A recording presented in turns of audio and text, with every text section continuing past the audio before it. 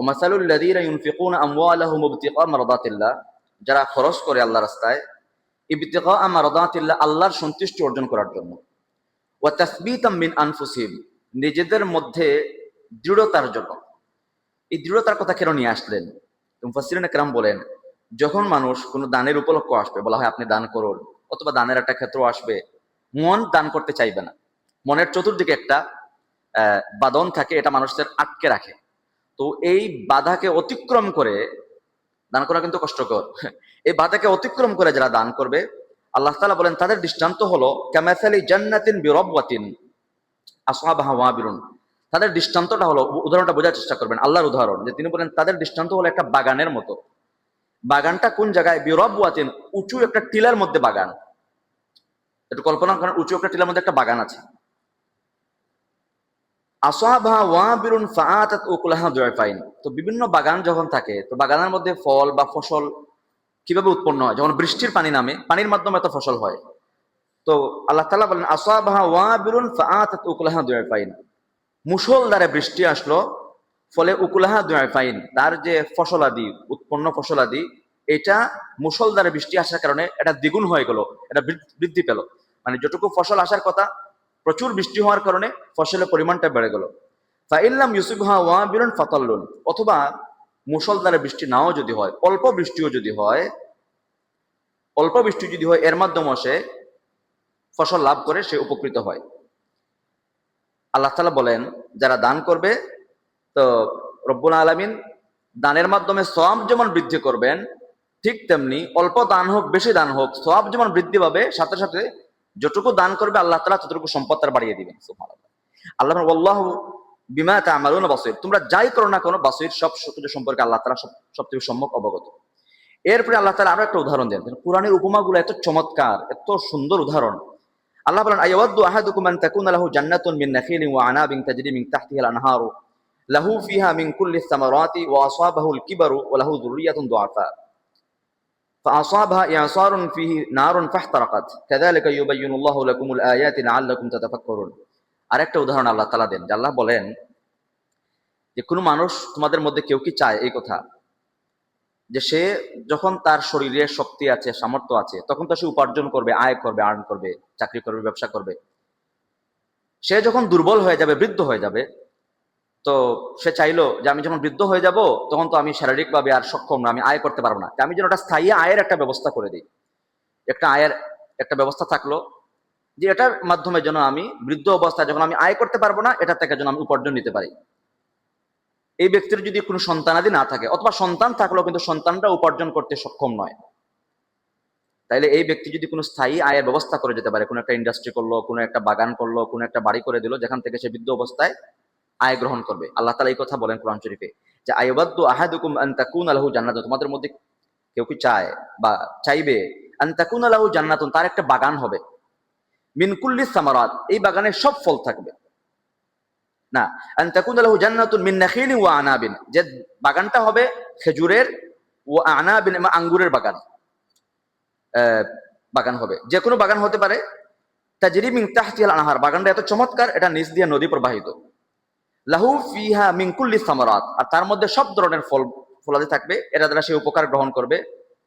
ওয়া আসাবাহুল কিবারু ওয়া লাহু যুররিয়াতুন দুআফা, আর এই ব্যক্তি যখন বৃদ্ধ অবস্থায় পৌঁছে যাবে, ওয়া লাহু যুররিয়াতুন দুআফা, আর তার কিছু সন্তানাদি থাকবে, এই সন্তানটা দুর্বল, এরা উপার্জন করতে পারে না। তাইলে সে তো একটা মোটামুটি সুখী একটা জিন্দেগি, সে বৃদ্ধ অবস্থায় পৌঁছে গেল, তার একটা বাগান আছে, এখান তারা সে আয় পাচ্ছে, সে নিয়মিত সেখান থেকে ইনকাম সে গ্রহণ করছে। এমত অবস্থায় তার সন্তানাদিরাও দুর্বল, তারাও আয় করতে পারে না, তাহলে তার আরামের একটা জিন্দেগি। আল্লাহ তাআলা বলেন ফাআসাবাহা ইআসারুন ফীহি নারুন ফাহতারাকাত, হঠাৎ করে একদিন একটা ঘূর্ণিঝড় আসলো, এই ঘূর্ণিঝড়টা আবার আগুনের ঘূর্ণিঝড়, মানে বাতাস আসছে, বাতাসের মধ্যে আগুন, ফাহতারাকাত, এই আগুন এসে তার পুরো বাগানটাকে জ্বালিয়ে পুড়িয়ে শেষ করে দিয়েছে। এই লোকটা হতাশ হয়ে গেল, যে হায় হায়, এখন আমার কি হবে? তো আল্লাহ তাআলা বলেন যারা দান করার পরে দানকে নষ্ট করে ফেলে, দান করলো ঠিকই, দান করার পর দানকে নষ্ট করে দেয়, এদের উদাহরণ হলো এই বাগানের মতো। তার একটা সওয়াবের একটা ক্ষেত্র সে তৈরি করেছে, কিন্তু সেটাকে সে নিজে নষ্ট করে ফেলছে।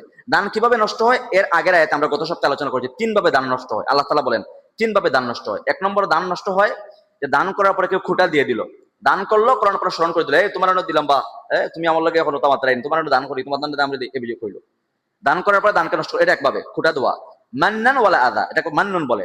অথবা দান করার পরে কষ্ট দিয়ে দিল কাউকে, যাকে দান করলেন, ওই দেখেন না, কালকে দেখলাম টিসিবির লাইনে এক মহিলা পড়ে গেছে, আর আমরা পিড়াইতেছে তাকে।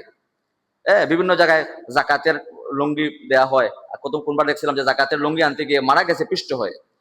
তো দান করার পরে সে খুঁটা দিয়ে দানকে নষ্ট করে। আরেকটা প্রকার হলো মানুষকে কষ্ট দেয়, আরেকটা হলো মানুষের বাহবা পাওয়ার জন্য দান করে। এই তিন ভাবে দান নষ্ট হয়ে যায়।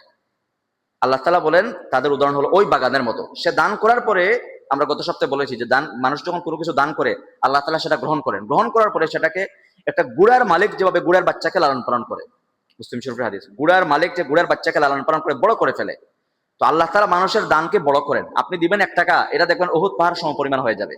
এটা আল্লাহ তাআলা বৃদ্ধি করেন, বৃদ্ধি করতেই থাকেন, বাড়াইতে থাকেন।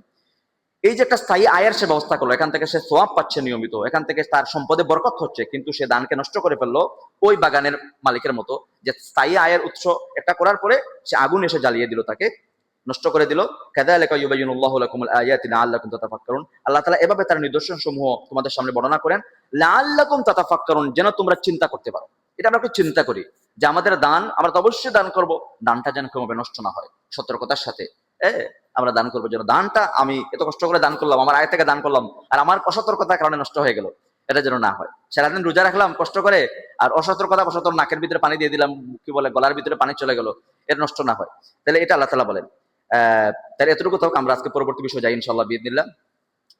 যে আয়াতটা পড়লাম দান সম্পর্কে, এখানে পরস্পর ধারাবাহিক দানের সম্পর্কে আল্লাহ তাআলা বিভিন্ন আয়াত আমাদেরকে বলেন।